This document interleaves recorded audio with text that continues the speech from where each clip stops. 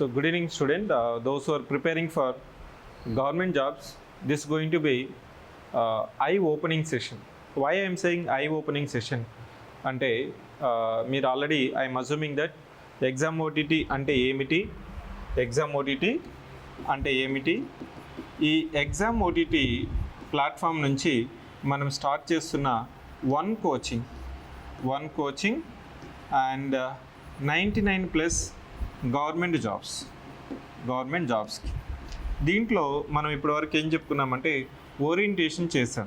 ఓరియంటేషన్లో మనకి common aspects చెప్పాం. Common aspects అంటే డిఫరెంట్ జాబ్స్ ఏంటి, వాటి యొక్క శాలరీస్ ఏంటి, సిలబస్ ఏమిటి, నెక్స్ట్ క్వాలిఫికేషన్స్ ఏంటి, క్వాలిఫికేషన్స్ అంటే ఎలిజిబిలిటీ ఏమిటి, ఇది కూడా చెప్పుకున్నాం. ఈరోజు మనం ఏం డిస్కస్ చేసుకోబోతున్నామంటే foundation class. What is mean by foundation class, why it is required. What is mean by foundation class, why is it required. So ఎందుకు ఇది అవసరము అనుకుంటే, ఎందుకు ఇది అవసరం అంటే మీకు ఇప్పటి వరకు మీరు డిగ్రీ చదువుతూ ఉండొచ్చు, లేదు ఇంటర్మీడియట్ చదువుతూ ఉండొచ్చు, డిగ్రీ కంప్లీట్ అయి ఉండొచ్చు, పీజీ చేస్తుండొచ్చు, ఇంజనీరింగ్ చేస్తూ ఉండొచ్చు, లేదు మీరు ఒక ప్రొఫెషనల్ డిగ్రీ బీడిఎస్ కావచ్చు, ఎంబీబీఎస్ కావచ్చు, ఏ డిగ్రీ మీరు చేస్తున్నా ఈ ఫౌండేషన్ క్లాస్ యొక్క మెయిన్ ఇంటెన్షన్ ఏంటంటే you should understand the demand of the competitive exams. Say for example మీరు 10th క్లాస్ అయిపోయిన తర్వాత మనం ఇంటర్మీడియట్ చదివేటప్పుడు ఇంటర్మీడియట్ ఎగ్జామ్స్లో దీన్నే మనము ఇంటర్మీడియట్ పబ్లిక్ ఎగ్జామినేషన్ అంటాం, ఐపీఈ అంటాం. ఈ ఐపీఈ ఎగ్జామ్లో మీకు డిస్క్రిప్టివ్ ప్యాటర్న్ ఉంటుంది. ఈ డిస్క్రిప్టివ్ ప్యాటర్న్లో జనరల్గా 960, 980 ఇట్లా చాలామంది స్టూడెంట్కి అవుట్ ఆఫ్ 1000 వచ్చిన స్టూడెంట్స్ నెంబర్ ఆఫ్ స్టూడెంట్స్ ఉంటారు. కానీ కొంతమందికి మాత్రమే జేఈ ఎగ్జామ్ కానీ నీట్ ఎగ్జామ్ కానీ లేదు ఎంసెట్ ఎగ్జామ్, ఇప్పుడు దీన్ని మనము ఈపీ సెట్ అంటున్నాము, ఒకప్పుడు దీన్ని ఎంసెట్ అనేవాళ్ళము. ఇట్లాంటి ఎంట్రన్స్ ఎగ్జామ్స్లో many students will fail. Entrance ఎగ్జామ్స్లో ఎందుకు ఫెయిల్ అవుతుంటారంటే ఎప్పటి వరకు ఇంటర్మీడియట్ వరకు మీరు చదివిన పద్ధతి ఏంటంటే క్లాస్కి వెళ్తారు, క్లాస్ టీచర్ చెప్పినవి వింటారు, నోట్స్ రాసుకుంటారు, లేదు బుక్లో అయినా చదువుతారు, ఎగ్జామ్కి వెళ్తాం. కానీ ఈ జేఈ ఎగ్జామ్ కానీ నీట్ ఎగ్జామ్ కానీ ఎంసెట్ ఎగ్జామ్ కానీ ఇవంతా objective exam, multiple choice questions. ఈ ఆబ్జెక్టివ్ క్వశ్చన్స్, మల్టిపుల్ చాయిస్ క్వశ్చన్స్లో మీరు ఏదైతే conventional approach, descriptive approach, regular అప్రోచ్లో చదివితే అదే పద్ధతిలో నుంచి ఇమీడియట్గా వితిన్ 3 months, 6 months, 1 yearలో నువ్వు షిఫ్ట్ ఓవర్ అవ్వలేవు. ఈ షిఫ్ట్ ఓవర్ అవ్వకుండా though you may get 97% in intermediate exam, you may fail in EAMCET exam, you may fail in NEET exam. Very small percentage of the students who could able to clear NEET exam, JEE exam or EAMCET exam and they may get into the IITs కానీ లేకపోతే national institute of technologies కానీ state యూనివర్సిటీస్లో కానీ మంచి యూనివర్సిటీస్లో admission అనేది వస్తుంది. So engineering అయిపోయింది, డిగ్రీ అయిపోయింది, పీజీ అయిపోయింది, మీకు ఎంబీబీఎస్ డిగ్రీ కూడా అయిపోయింది. సో నా ఇప్పుడు మీరు ఏం చేస్తున్నారు, డిగ్రీ అయిపోయిన తర్వాత జాబ్ కోసం ప్రిపేర్ అవుతున్నారు. నా యూఆర్ ఎయిమింగ్ ఫర్ జాబ్. ఈ ఎయిమింగ్ ఫర్ జాబ్లో అగైన్ ఇక్కడ ప్రొసీజర్ ఏంటంటే multiple choice questions, objective questions. ఈ ఆబ్జెక్టివ్ క్వశ్చన్స్ ఈ ఏజ్లో డిగ్రీ చదువుతున్నప్పుడు, డిగ్రీ కంప్లీట్ అయిపోయినప్పుడు ఇప్పుడు మీకు మల్టిపుల్ చాయిస్ క్వశ్చన్స్ ఈజీగా అనిపిస్తుంది. కన్వెన్షనల్ అప్రోచ్ అంటే డిస్క్రిప్టివ్ ఎగ్జామ్స్ రాయడము యూ మే ఫీల్ డిఫికల్టీ. కానీ ఈ మల్టిపుల్ చాయిస్ క్వశ్చన్స్లో మనకున్న ఇంకొక లిమిటేషన్ ఏంటంటే ఈ గవర్నమెంట్ జాబ్స్లో 99+ గవర్నమెంట్ నోటిఫికేషన్స్లో ఎగ్జామ్స్లో మనం కామన్ సిలబస్ అని చెప్పుకున్నాము. Common syllabus. What is mean by common syllabus? ఈ కామన్ సిలబస్లో మెయిన్గా సబ్జెక్ట్స్ ఏం చెప్పుకున్నాము? ఫస్ట్ది ఏంటి? Quantitative aptitude. Try to remember quantitative aptitude. ఈ క్వాంటిటేటివ్ యాప్టిట్యూడ్, అదేవిధంగా రీజనింగ్ యాప్టిట్యూడ్, నెక్స్ట్ వచ్చి రీజనింగ్ తర్వాత మనం ఏం చెప్పుకున్నామంటే general studies. General studies. Next general English. General English. ఈ జనరల్ ఇంగ్లీషు కొన్ని నోటిఫికేషన్స్లో వీటితో పాటు కంప్యూటర్ ప్రొఫిషియన్సీ టెస్ట్ కావచ్చు, గ్రూప్ డిస్కషన్ కావచ్చు, ఇంటర్వ్యూ కావచ్చు, లేదు మీకు ఫిజికల్ టెస్ట్ కూడా ఉంటుంది. ఫిజికల్ టెస్ట్ అంటే మీ యొక్క హైటు, వెయిట్, చెస్ట్, కొన్ని వాటిలో యూనిఫామ్ జాబ్స్లో రన్నింగు, లాంగ్ జంపు, అదేవిధంగా ఇట్లాంటి టెస్టులు కూడా ఉంటాయి. నా ఈరోజు మనం ఏం చెప్పుకోబోతున్నామంటే ఈ జనరల్ స్టడీస్ ఏదైతే జనరల్ స్టడీస్ ఉందో ఈ జనరల్ స్టడీస్ మన గురించి జనరల్ స్టడీస్ గురించి మనం చెప్పుకోబోతున్నాం. సార్ జనరల్ స్టడీస్ గురించి ఎందుకు ఫౌండేషన్ క్లాస్? ఎందుకంటే ఈ 4 సబ్జెక్ట్స్లో quantitative aptitude, reasoning, general English వీటితో పాటు జనరల్ స్టడీస్ అని చెప్తున్నాను. ఈ జనరల్ స్టడీస్లో నీకు సిలబస్ గమనించినట్లయితే డిఫరెంట్ సబ్జెక్ట్స్ వస్తాయి. ఈ డిఫరెంట్ సబ్జెక్ట్స్ ఏంటి? For example polity, next history, geography, economy,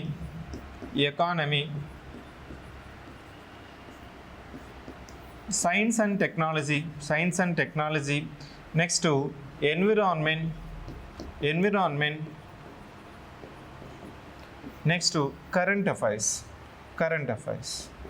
ఈ వీటిలో నీకు సబ్జెక్ట్స్ సింపుల్గా మెన్షన్ చేసిన సిలబస్ అనేది వ్యాస్ట్గా ఉంది అనేసి స్టూడెంట్ కంప్లైంట్ చేస్తుంటారు. దీంట్లో మనం ఏం చెప్పుకోబోతున్నామో ఈ జనరల్ స్టడీస్ని ఏ విధంగా చదవాలి, రివర్స్ ఇంజనీరింగ్ టెక్నిక్ అంటే ఏమిటి అనేది మీకు ఇక్కడ నేర్పించబోతున్నాను. So look at the syllabus of general studies. ఈ ఫౌండేషన్ క్లాస్లో మనం ఏం చెప్పబోతున్నామో polity, history, geography, economy, science and technology, environment, current అఫైర్స్ని వీటి యొక్క సిలబస్ లిమిట్స్ ఏమిటి, వాటిని ఏ విధంగా స్టార్ట్ చేయాలి, how to apply reverse engineering technique for scoring good score in general studies. That is the agenda of today's foundation class. Clear? మళ్ళీ రేపు మీకు current affairs orientation class foundation class ఉంటుంది. మళ్ళీ aptitude, reasoning మీద కూడా మీకు foundation class అనేది ఉంటుంది. So now let us begin with general studies foundation class. ఈ జనరల్ స్టడీస్ ఫౌండేషన్ క్లాస్లో యాజ్ ఐ మెన్షన్ ఈ జిఎస్లో పాలిటీ అంటే ఏమిటి? పాలిటీ అంటే జనరల్గా సిలబస్ మీరు గమనించినట్లయితే పాలిటీ అంటే పొలిటికల్ సెటప్. అంటే మన ఇండియాలో పొలిటికల్ సెటప్ ఉంది. It is based on Indian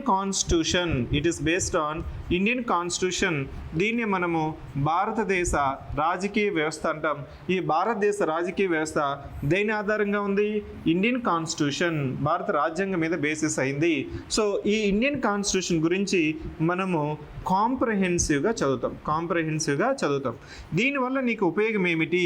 రేపు ఉద్యోగంలోకి వెళ్ళిన తర్వాత మీరు తీసుకునే యాక్షన్స్, మీ యొక్క డ్యూటీస్, మీ యొక్క ఫంక్షన్స్, మీ యొక్క రెస్పాన్సిబిలిటీస్ ఈ కాన్స్టిట్యూషన్ పరిధిలో ఉందా లేదా అంటే దాని అర్థం ఏంటి? కాన్స్టిట్యూషన్ని అర్థం చేసుకోవాలి. సార్ నేను ఇంతవరకు టెక్నికల్, నేను ఇంతవరకు ఇంజనీరింగ్ చదివాను, ఎంబీబీఎస్ చదివాను, లేదు నాది వేరే స్ట్రీము, నాకు ఇది డిఫికల్టీ అవుతుందా? ఎందుకంటే లాయర్లకి ఇండియన్ కాన్స్టిట్యూషన్ బాగా తెలిసి ఉంటుంది కదా. ఇక్కడ ఏం లేదండి, ఎవరైనా చదువుకోవచ్చు. Easy to understand. Now try to understand polity ఏముంటుంది. So we are going to study Indian constitution comprehensively along with supreme court judgment. మీరు చూస్తూ ఉంటే సుప్రీం కోర్ట్ జడ్జిమెంట్స్ చెప్తూ ఉంటుంది అప్పుడప్పుడు. So important supreme court judgement.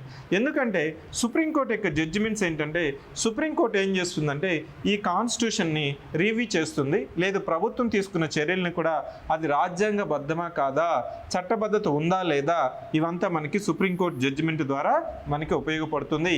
ఇదే కాకుండా మనకి contemporary issues for example contemporary issues if you are reading news paper మీకు న్యూస్లో కనిపిస్తూ ఉంటుంది. నిన్న సిడబ్ల్యూసి కాంగ్రెస్ వర్కింగ్ కమిటీ ఏం చేసిందంటే they have passed one resolution 1937లో ఐఎన్సీ సెషన్లో వందే మాతరం ఏదైతే సాంగ్ పాడారో అదే మేము కంటిన్యూ చేస్తామనేసి ఒక రిజల్యూషన్ పాస్ చేశారు. దానితో పాటు మనకి డీలిమిటేషన్కి వ్యతిరేకంగా ఒక రిజల్యూషన్ పాస్ చేశారు. దానితో పాటు ఇంకోటి కూడా ఇంపార్టెంట్ రిజల్యూషన్ ఏంటంటే ఇప్పుడున్న లోక్సభ స్థానాలు 543 లోక్సభ స్థానాలు ఉన్నాయి. దాంట్లోనే మహిళలకి రిజర్వేషన్స్ 33% 50% ఉండాలి, పెంచాల్సిన అవసరం లేదనేది కాంగ్రెస్ పార్టీ యొక్క రెజల్యూషన్ అంటే తీర్మానం. సో ఇవంతా నీకు అర్థం కావాలంటే, కాంటెంపరీ ఇష్యూస్ నీకు అర్థం కావాలంటే ఇండియన్ కాన్స్టిట్యూషన్ మీద నీకు కనీస అవగాహన ఉండాలి. సో అర్థమైందా పాలిటీ అంటే? నెక్స్ట్ సబ్జెక్ట్ వచ్చి నీకు జాగ్రఫీ గురించి చెప్పుకుంటున్నాం.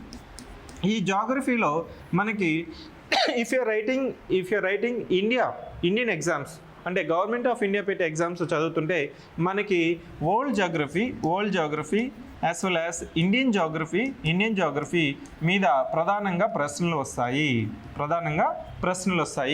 దీన్ని మనం ఏం చేస్తామంటే physical geography and human geography అంటే దీన్ని మనం physical geography as well as human geography. What we're going to say physical geography and human geography. What is mean by physical geography? What is mean by geography అంటే description of the earth అంటే భూమి మీద ఉన్న different ఆస్పెక్ట్స్ని మనం describe తెలుసుకుంటున్నాము. For example land forms. What is mean by land forms? You are seeing hills and mountains, plains, plateaus, coastal plains, islands. ఇవి ఏ విధంగా డెవలప్ అయినాయి, ఏ విధంగా ఫామ్ అయినాయి, ఏ విధంగా ఎవాల్వ్ అయినాయి, వాటి వల్ల మనకి అడ్వాంటేజెస్ ఏంటి, ఎలాంటి టైప్ ఆఫ్ క్లైమేట్ ఉంటుంది, ఎలాంటి టైప్ ఆఫ్ డ్రైనేజ్ ప్యాటర్న్ ఉంటుంది, what are the different types of river systems, soil patterns, climate, vegetation, ఇవంతా మనము ఈ జాగ్రఫీలో తెలుసుకుంటాము. ఈ జాగ్రఫీని తెలుసుకోవడం వల్ల ఉపయోగం ఏమిటంటే, for example if you're posted in somewhere, అక్కడ లేదు ఒక ప్రాజెక్ట్ పెడుతున్నాం, ఒక ప్రాజెక్ట్ మీద మీరు స్టడీ చేస్తున్నారు, డీటెయిల్ ప్రాజెక్ట్ రిపోర్ట్ ఇస్తున్నారు, తయారు చేసి ప్రభుత్వానికి సబ్మిట్ చేయబోతున్నారు. అక్కడున్న జాగ్రఫికల్ ఆస్పెక్ట్స్ కానీ అర్థమైనట్లయితే దీన్నే భౌగోళిక శాస్త్రం అని కూడా అంటాం. ఈ భౌగోళిక శాస్త్రం వల్ల మనకి fundamental aspects you will understand your surrounding better. So political system, next geographical system. ఈ జాగ్రఫికల్ సిస్టమ్ ఇంకా మనము జాగ్రఫికల్ ఫీచర్స్ తెలుసుకున్న తర్వాత what is men by human geography? దీన్ని మనం ఎకనామిక్ జాగ్రఫీ అంటాము, అప్లికేటివ్ జాగ్రఫీ అని కూడా అనొచ్చు. దీంట్లో మనము agriculture, industries, service sector, tourism, population, ఇవంతా కూడా మనము ఈ సబ్జెక్ట్లో చదువుతాం. So when you study geography you will understand different types of landforms, different types of geographical concepts. For example, you may be reading repeatedly the impact of El Nino on Indian monsoon. El Niño, అది కూడా super El Niño వల్ల so 2 రాష్ట్రాలే కాదు దేశం మొత్తం మనకి వర్షాభావ పరిస్థితులు చాలా దారుణంగా ఉండబోతున్నాయి. రెయిన్ఫాల్ అనేది 30-40% నార్మల్ రెయిన్ఫాల్ కంటే తక్కువగా నమోదవుతుంది. దానివల్ల మన భారతదేశం యొక్క ఎకనామిక్ సిస్టమ్ మీద, సో రూరల్ ఎకానమీ మీద, పర్టికులర్గా వ్యవసాయం మీద తీవ్రమైన ప్రభావం చూపబోతుంది. దానికోసం మనము ఇప్పుడే సన్నద్ధం కావాల్సిన అవసరం ఎంతైనా ఉందనేసి ప్రభుత్వాలు చర్యలు తీసుకుంటున్నాయి. So in order to understand what is mean by El Nino, super El Nino, climate change, cyclone, tropical cyclones, so hurricanes, ఇవంతా మనకి జాగ్రఫికల్ ఫినామినా. ఈ జాగ్రఫికల్ ఫినామినా నీకు బేసిక్స్, కాన్సెప్ట్స్ అర్థమైనప్పుడు you will try to understand it. లేదు కొన్ని international issues కూడా జరుగుతుంటాయి. For example strait of Hormuz వల్ల మనం ఇప్పుడు ఇరాన్, ఇజ్రాయెల్, అమెరికా యుద్ధం జరుగుతుంది. ఎక్కడో ఒక 33 kilometres just strait of Hormuz మీరు గమనించినట్లయితే జస్ట్ నీకు 33 కిలోమీటర్స్ ఉంది. ఈ 33 కిలోమీటర్స్ ప్రపంచాన్ని శాసిస్తుంది, ప్రపంచాన్ని డిక్టేట్ చేస్తుంది. ఎక్కడో 33 కిలోమీటర్స్ ఎక్కడ ఉన్నాయి. జస్ట్ సింపుల్ 33 కిలోమీటర్స్ వల్ల మనకి మన దేశంలో మీ లోకల్ ఏరియాలో గ్యాస్ రేట్స్ విపరీతంగా పెరిగిపోయినాయి. గ్యాస్ రేటు ఎప్పుడైతే పెరిగిందో మీరు తింటున్న టిఫిన్ 25 రూపీస్ నుంచి ఇమీడియట్గా 35 నుంచి 40 రూపీస్కి పెంచారు. అంటే దాని యొక్క ఇంపాక్ట్ చూడండి.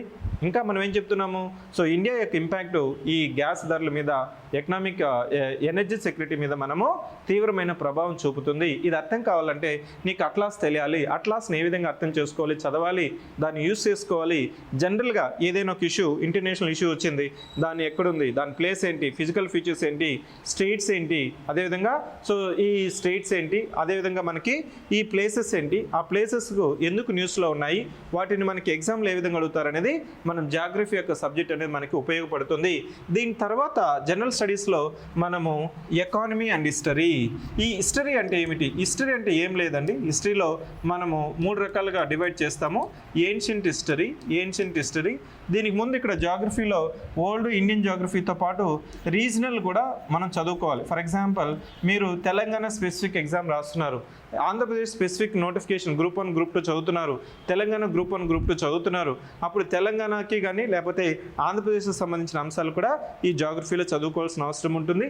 Next moving on to history subject. ఇక్కడ మనము 3 విధాలుగా చెప్తాము: ancient history, medieval history, then modern history. Ancient, medieval, modern history. మీరు ఏదైతే 10th క్లాస్ వరకు చదువుకుంటారో, ఇంటర్మీడియట్ వరకు హిస్టరీ చదువుతుంటారో, చరిత్ర ఏదైతే చదివారో అది మళ్ళీ ఒకసారి మనం తిరిగేస్తాం. ఈ చరిత్ర వల్ల చదువుకోవడం వల్ల, చరిత్రని మీరు హిస్టరీని చదవడం వల్ల మీకేమవుతుందంటే భవిష్యత్తు గురించి మీరు అంచనా వేయవచ్చు.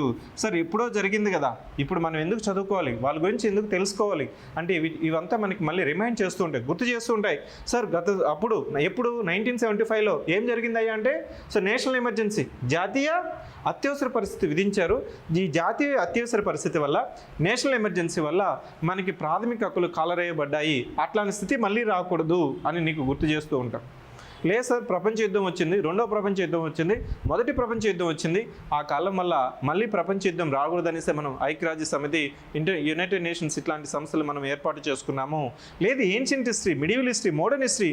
మిడీవల్ టైంలో మధ్యయుగంలో మనకి ఈ క్రైమ్స్ జరిగితే, ఏదైనా చిన్న చిన్న క్రైమ్స్ జరిగినా కానీ మనకి పనిష్మెంట్స్ సివియర్గా ఉంటాయి.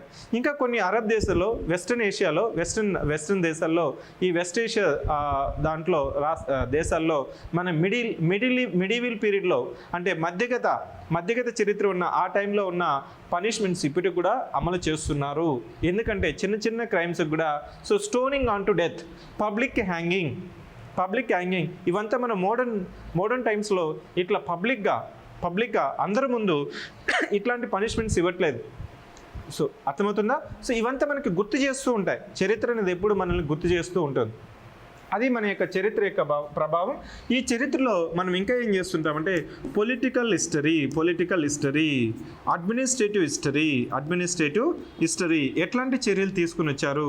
Next economic aspects, next social aspects, దీన్ని socio cultural history, art and architecture, ఇవన్నీ మనము ఈ హిస్టరీలో చదువుకుంటాము. సో నెక్స్ట్ సబ్జెక్ట్ ఏంటంటే ఎకానమీ. ఈ ఎకానమీ వచ్చి అప్లికేటివ్ పార్ట్. మన యొక్క భారతదేశం యొక్క ఆర్థిక వ్యవస్థ మీరు న్యూస్లో చదువుతూ ఉంటారు. ఇన్ఫ్లేషన్ రేట్ పెరిగింది, రెపో రేట్ పెరిగింది, సో ఈఎంఐ రేట్స్ పెరుగుతున్నాయి, ఫిజికల్ డెఫిసిట్ పెరుగుతుంది, పబ్లిక్ డెఫిసిట్ అనేది పెరిగిపోతూ ఉంది, మనకి రావాల్సిన ఆదాయం రెవెన్యూస్ కావచ్చు, ఎక్స్పెండిచర్ కావచ్చు, మిస్ మ్యాచ్ అవుతూ ఉంది, పర్ క్యాపిటల్ ఇన్కమ్ పెరుగుతుంది. మనం 2037 ఇట్లా మనం 2047 ఇట్లా మనం టార్గెట్స్ పెడుతుంటాం. వికసిత్ భారత్ 2047 కంతా మనకి కొన్ని మైక్రో ఎకనామిక్ డేటా వస్తుంటాం. అంటే ఇంకా మనం జీడిపి చదువుతుంటాం, ఇన్కమ్ ట్యాక్స్ గురించి చదువుతుంటాం, GST, goods and services tax, direct taxes, indirect taxes, monetary policy, role of RBI, role of SEBI, ఇవంతా కూడా మనీ మార్కెట్ ఇవంతా మనం ఎకానమీలో చదువుతాము. ఎకానమీలో మీరు ఇండివిజువల్గా, సో ఒక ఇండివిజువల్ పర్సన్ ఉన్నారు, ఒక ఫ్యామిలీ ఉంది, ఒక విలేజ్ ఉంది, ఒక పంచాయతీ ఉంది, ఒక మండలం ఉంది, ఒక డిస్ట్రిక్ట్ ఉంది, ఒక రాష్ట్రం ఉంది. సో మీ యొక్క స్థాయిలో మీరు ఫర్ ఎగ్జాంపుల్ మీకు మంత్లీ ఇన్కమ్ అనేది 30,000 వస్తుంది. మీకు ఎంత ఖర్చు అవుతుంది?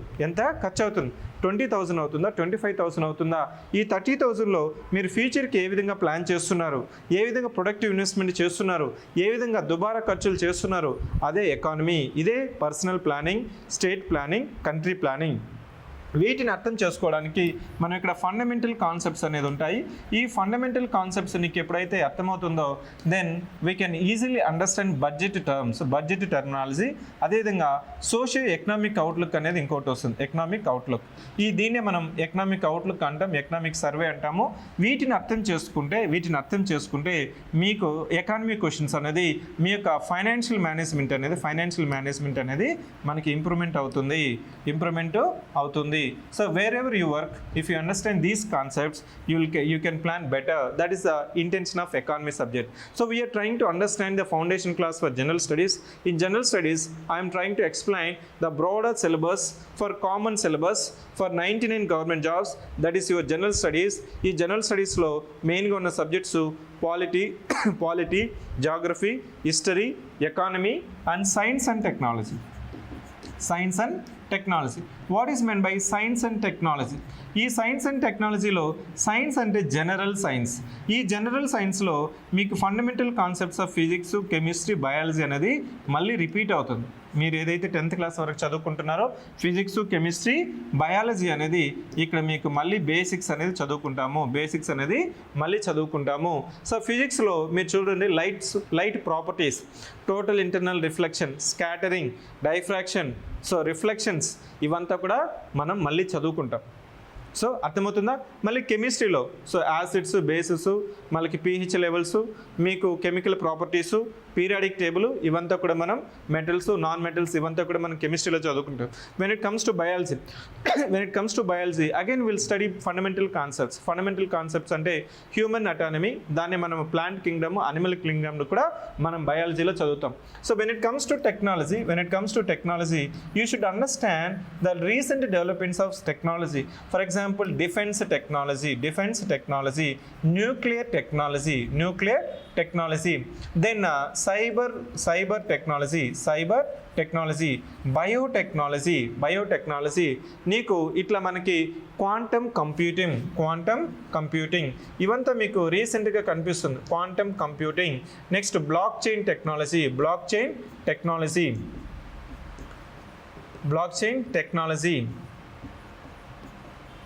Next IoT, internet of things, artificial intelligence ఇవంతా రీసెంట్ టెక్నాలజీస్. ఈ nuclear technology, defence technology, cyber technology, biotechnology, space technology ఇవంతా మనం తెలుసుకోవడం వల్ల ఈ టెక్నాలజీ అనేది మనకి హ్యూమన్ లైఫ్ అనేది లైవ్లీహుడ్ అనేది మనము సింప్లిఫై చేస్తుంది. మన యొక్క లివింగ్ స్టాండర్డ్స్ని ఇంప్రూవ్ చేస్తుంది, ఈజీ చేస్తుంది. అదే మన యొక్క టెక్నాలజీ యొక్క main intention. Now try to understand what is mean by general స్టడీస్లో మనం చెప్పుకుంటున్నాం polity, history, geography, economy, science and technology. Then environment అంటే ఏంటి? ఎన్విరాన్మెంట్లో మనకి మీ చుట్టూ ఉన్న, ఫర్ ఎగ్జాంపుల్ సింపుల్గా మనం చెప్పాలంటే ఎన్విరాన్మెంట్ అంటే ఎలా డిఫైన్ చేస్తాం? మీరు స్కూల్లో చదువుకున్నాను చూసారా? So spheres, biosphere, atmosphere. So చూడండి ఇది హైడ్రోస్పియర్,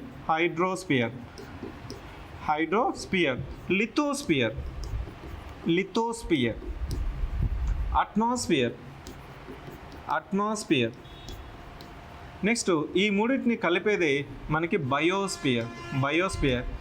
అంటే ఇక్కడ మీకు గమనించినట్లయితే ల్యాండ్ ఉంది, వాటర్ ఉంది, ఎయిర్ ఉంది. ఈ మూడింటిని కలిపితే ఈ మూడు కలవాల్సిందే మనకి బయో అంటే లివింగ్కి కావాల్సిన conditions. Environment pollution, if I say environment pollution it may be water pollution, land pollution, air pollution. అర్థమవుతుందా? దీన్నే మనము ఈ elements of environment different terms వస్తాయి. ఇక్కడ డిఫరెంట్ టర్మ్స్ ఏంటి? Ecology, ecosystem, next environment, natural vegetation. If you are reading newspaper, you may come across in situ conservation and ex situ conservation. అంటే ఎన్విరాన్మెంట్ని conservation చేయడం. ఈ ఇన్సిటు ఎక్సిటు కన్జర్వేషన్ అంటే in situ అంటే మనకి wild life ఎక్కడైతే ఉంటుందో అదే ప్లేస్లో మనం కన్జర్వేషన్. దీన్నే మనము సో బయోస్పియర్ కావచ్చు, బయో పార్క్స్ కావచ్చు, నేషనల్ పార్క్స్ కావచ్చు, సో శాంక్చురీస్ కావచ్చు, లేదు టైగర్ రిజర్వ్స్ కావచ్చు. ఇవంతా మనకి ఇన్సిటు. ఎక్సిటు అంటే zoo, aquarium, research centres, external conservation centres. ఇవంతా మనకి ఎక్సిటు కన్జర్వేషన్. ఇంకా మనకి రీసెంట్గా మనకి కొన్ని క్లైమేటిక్ ఫినామినాస్ వస్తున్నాయి. Climate change, we are speaking about climate change. ఈ కార్బన్ డైఆక్సైడ్ యొక్క కంటెంట్ మనకి అట్మాస్ఫియర్లో పెరిగిపోవడం వల్ల మీన్ సీ లెవెల్ పెరుగుతుంది. మీన్ సీ లెవెల్ పెరిగిపోవడం వల్ల మనకి ఎలాంటి నష్టాలు రాబోతున్నాయి, కార్బన్ కంటెంట్ని మనం ఏ విధంగా తగ్గించాలి. సో దాన్ని తగ్గించాలంటే ఫస్ట్ ఎఫిషియన్సీ పెంచాలి, ట్రీ కవర్ పెంచాలి. దాని యొక్క ఇంపాక్ట్ ఇప్పుడు because of climate change we are speaking that it is going to have negative impact on rainfall distribution. అర్థమవుతుందా? ఇవంతా globalized phenomenons. It is not confined to just India. It may not confine to one particular country. The impact is regional, impact is global, impact is everywhere. ఇలాంటి వాటికి నీకున్న minimum sense ఏంటి, minimum terms ఏంటి, minimum knowledge ఏంటి, ఇవంతా కూడా మనం ఈ ఎన్విరాన్మెంట్ గురించి చదువుకుంటాము.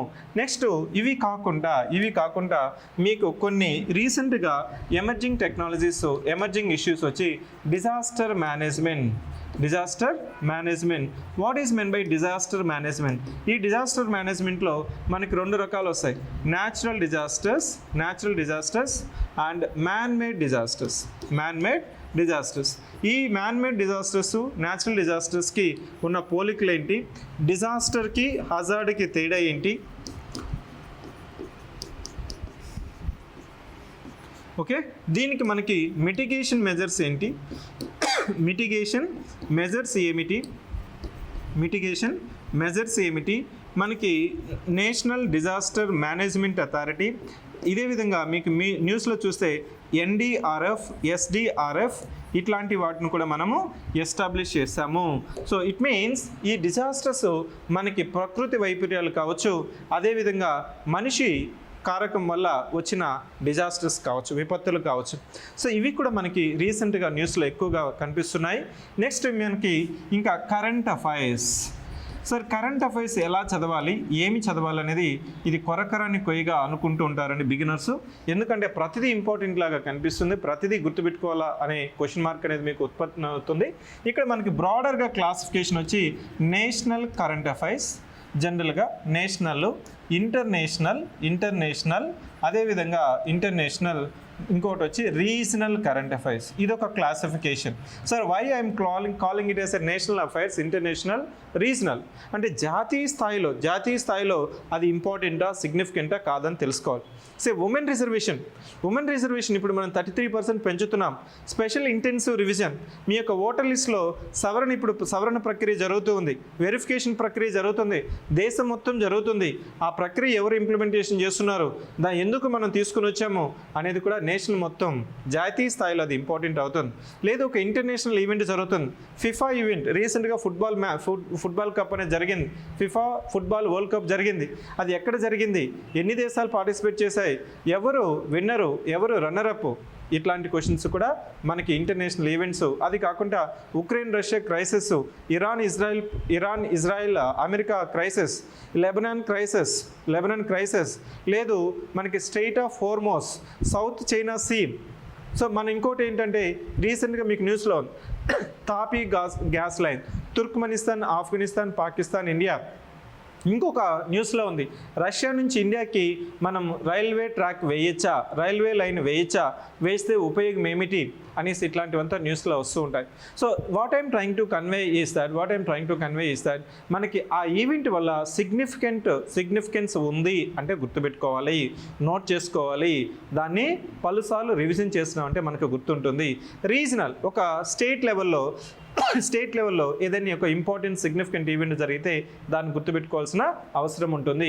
ఇదే కరెంట్ అఫైర్స్లో ఇంకా మనము ఏం నేర్చుకుంటామంటే పాలసీస్,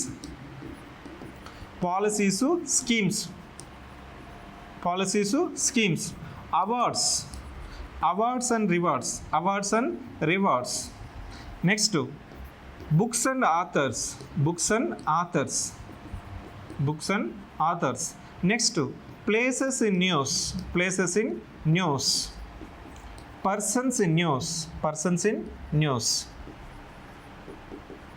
ఇవి మనకి కరెంట్ అఫైర్స్లో వస్తుంటాయండి. ఇది మనకి బ్రాడర్గా జనరల్ స్టడీస్లో ఉన్న syllabus. Are getting my point? So general studies అంటే అర్థమైంది కదా, what is main by general studies. ఇంకా మీకు కొద్దిగా అపోహ అనేది ఉంటుంది, సార్ జనరల్ స్టడీస్కి జీకేకి తేడా ఏమిటి, జీకే అనేది మీరు స్కూల్లో వాడుతుంటారు. జీకే కాంపిటీషన్ ఉంది, జీకే క్విజ్ ఉంది అంటే ఇది బేసిక్ లెవెల్ అండి, బేసిక్ ఆస్పెక్ట్స్ అడుగుతాం. For example, who is the first president of India, first president of India, first president of India, లేకపోతే first prime minister of India. ఇట్లా మనము జీకేలో ఇట్లాంటి క్వశ్చన్స్ అడుగుతాం. అదే ఇక్కడ జనరల్ స్టడీస్లోకి వచ్చినప్పుడు ప్రెసిడెంట్ని ఏ విధంగా మనము ఎన్నుకుంటాము, ఎలక్షన్ ఏ విధంగా ఎన్నుకుంటాము, ఎలక్షన్ పద్ధతి ఏమిటి, సింగిల్ ట్రాన్స్ఫరబుల్ ఓట్ అంటే ఏమిటి, ప్రెసిడెంట్ని ఇంపీచ్మెంట్ అంటే రిమూవల్ ఏమిటి, ప్రెసిడెంట్కున్న అధికారాలు ఏమిటి, వీటితో చదువుతూ ఈ పాయింట్ ఫస్ట్ ప్రెసిడెంట్ అనేది చదువుకుంటాం. అర్థమవుతుందా?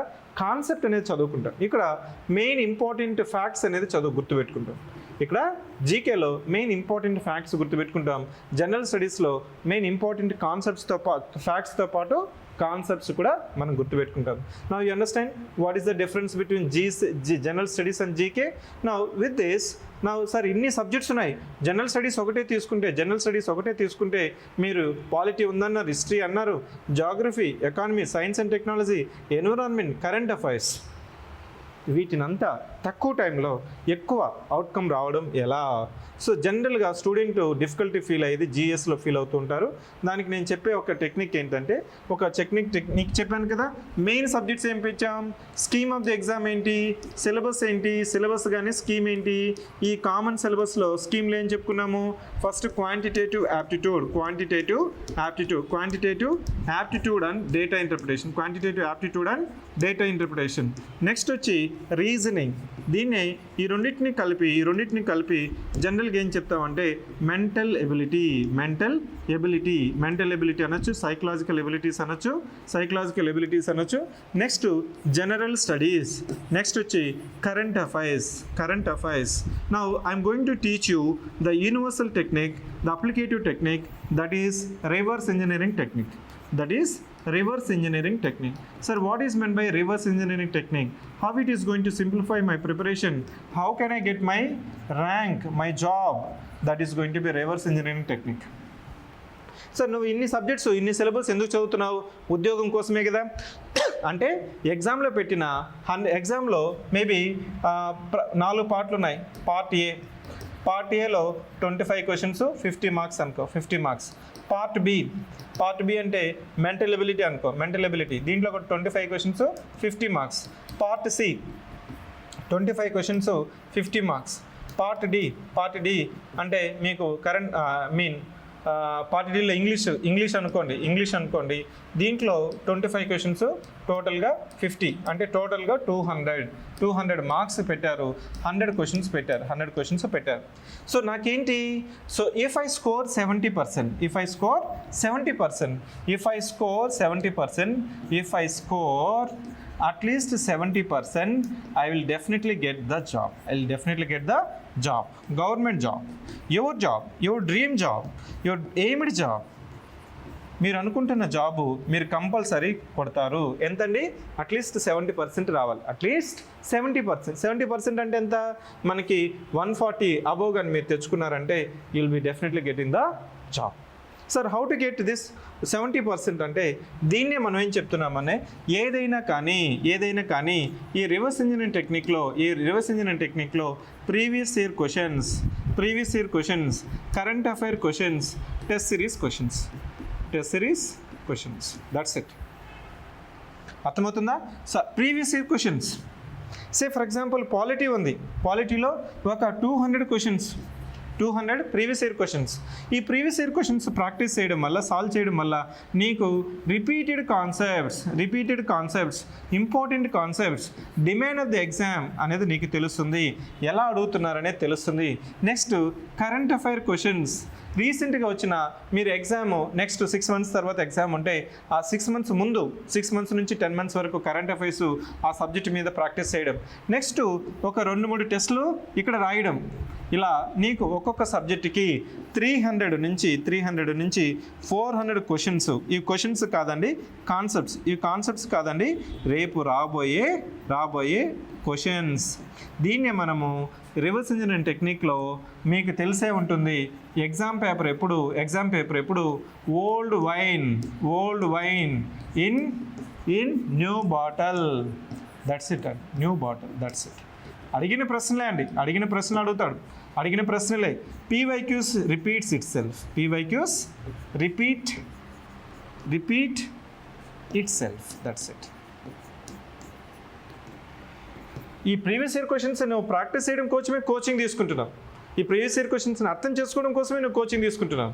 కరెంట్ అఫైర్ క్వశ్చన్స్ నీకు తెలుసుకోవడం కోసమే కోచింగ్ తీసుకుంటున్నావు. ఇవంతా నీకు ఎగ్జామ్ స్టాండర్డ్లో ఏ విధంగా అడుగుతున్నారే టెస్ట్లు. ఇది యూనివర్సల్ టెక్నిక్ అని ప్రీవియస్ ఇయర్ క్వశ్చన్స్ రివర్స్, దీన్నే మనము previous year questions reverse approach అంటాం, రివర్స్ ఇంజనీరింగ్ అప్రోచ్ అంటాం, సింపుల్ అప్రోచ్ అంటాం. ఇది కానీ నీకు తెలుసుకుంటే ఈ రోజు నువ్వు స్టార్ట్ చేస్తే విత్ ఇన్ 5 monthsలో నీకు డైలీ మనం ఏం చేస్తున్నాం, డైలీ 5 hours క్లాస్ ఉంటుంది, 5 hours క్లాస్ ఉంటుంది. సో మన క్లాస్ అప్రోచ్ అంటే ఎలా ఉంటుందంటే, ఈ క్లాస్ అప్రోచ్లో ఏం చేయబోతున్నాము అంటే, క్లాస్ అప్రోచ్లో మనం ఏం చెప్తున్నామంటే, so daily Monday to Friday class work ఎలా ఉంటుందంటే, so daily 5 hours class 8 AM to 10:30, again from 11 AM to 1:30. ఇట్లా డైలీ మండే టు ఫ్రైడే అంటే ఒక వీక్లో 25 hours ఆఫ్ క్లాస్ ఉంటుంది. డైలీ టెస్ట్ ఉంటుంది, ఈ డైలీ టెస్ట్ వల్ల ఏమవుతుందంటే, ఈ daily test previous year questions. ఈ ప్రీవియస్ ఇయర్ క్వశ్చన్స్ ప్రాక్టీస్ చేస్తావంటే నేను ఈరోజు చెప్పిన కాన్సెప్ట్ నీకు అర్థమైందా లేదా, ఎగ్జామ్లో ఏ విధంగా అడుగుతున్నారు, డిమాండ్ ఆఫ్ ద ఎగ్జామ్ నీకు తెలిసిందా లేదా, ఆ ప్రీవియస్ ఇయర్ క్వశ్చన్స్ ప్రాక్టీస్ చేసుకొని ప్రతి every Saturday we're conducting weekly revision test. ఈ వీక్లీ రివిజన్ టెస్ట్ ఏమవుతుందంటే, ప్రీవియస్ వీక్ సిలబస్ నీకు ఎఫెక్టివ్గా రివిజన్ అవుతుంది. ప్రీవియస్ వీక్ సిలబస్ అనేది ఇక్కడ మళ్ళీ ఒకసారి కవర్ అవుతుంది. ఇది అయిపోయిన తర్వాత సబ్జెక్ట్ వైజ్ టెస్ట్. ఈ సబ్జెక్ట్ వైజ్ టెస్ట్ నువ్వు రాయడం వల్ల నీకు ఓవరాల్గా సబ్జెక్ట్లో ఈచ్ సబ్జెక్ట్లో 70% కానీ నువ్వు కానీ స్కోర్ చేసుకున్నావంటే 100% you'll be in the selection list. That's it. Selection list. ఇది కాకుండా మనకి ఈ one coaching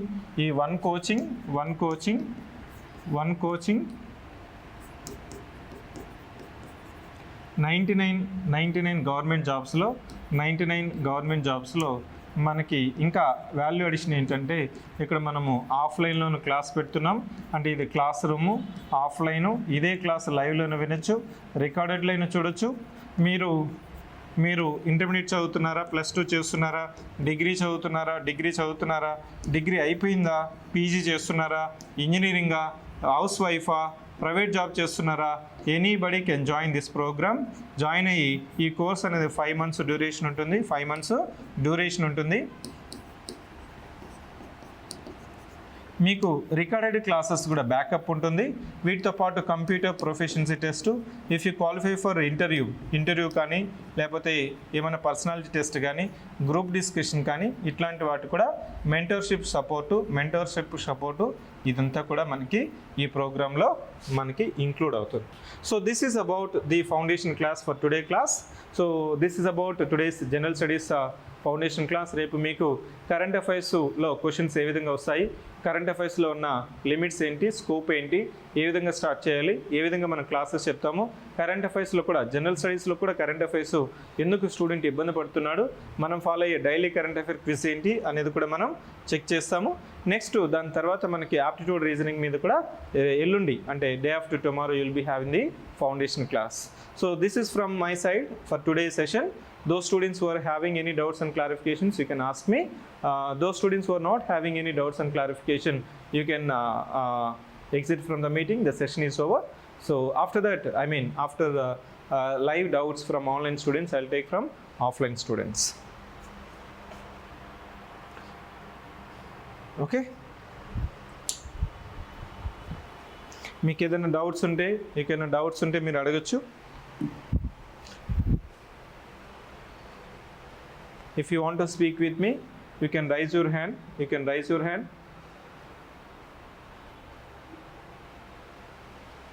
I hope the session is clear and there is no further doubts and clarifications. I wish all the best.